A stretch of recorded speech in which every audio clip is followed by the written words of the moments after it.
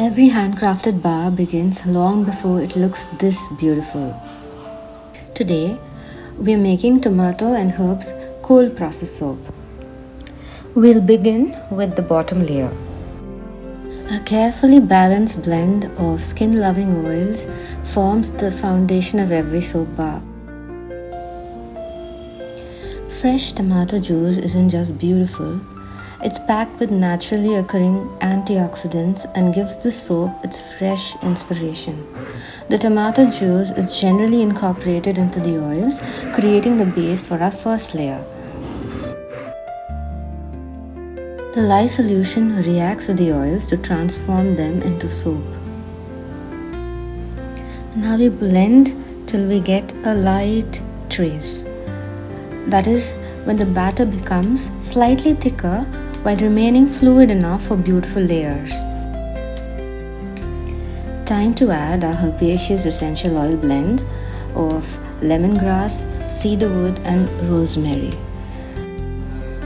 Gentle folding ensures every drop of fragrance is evenly distributed throughout the batter. The first layer is poured slowly, creating a smooth canvas for what's coming next. A delicate drizzle of gold mica adds movement and warmth. No two patterns are ever alike, making every loaf completely unique. Build this layer after layer of the base and the gold mica drizzle.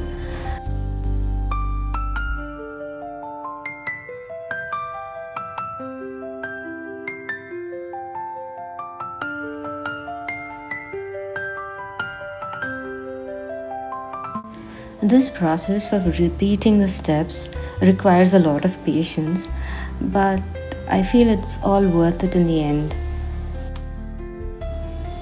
Even before the soap is finished, you can already catch a glimpse of that gold running through the layers.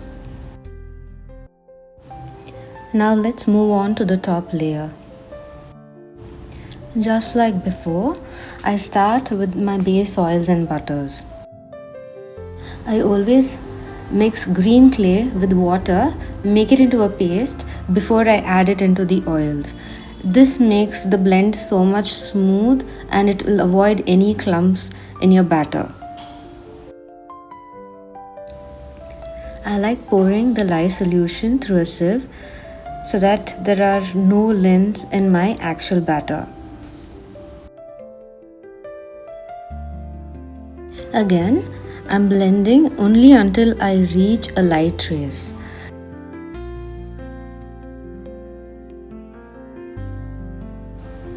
The same essential oil blend goes into this layer as well, tying both colors together with one beautiful fragrance.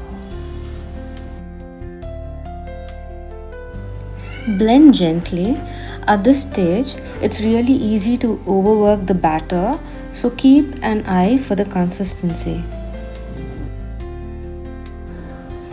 The blender somehow holds quite a bit of batter, so I make sure I scrape them all out and nothing goes to waste.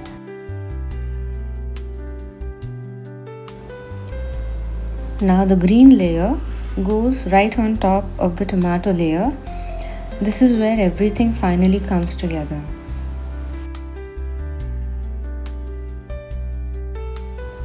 A few gentle taps and a little smoothing help settle the batter before decorating the top.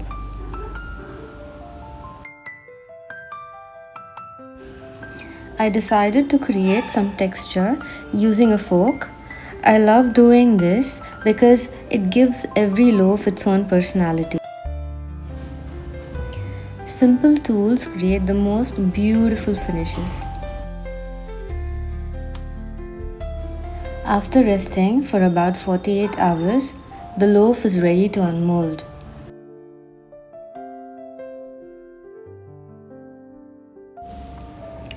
One smooth cut and the soap is done. Here's the finished tomato and herbs soap. Thanks for spending a little time in my soap studio today. Until the next batch, happy soaping.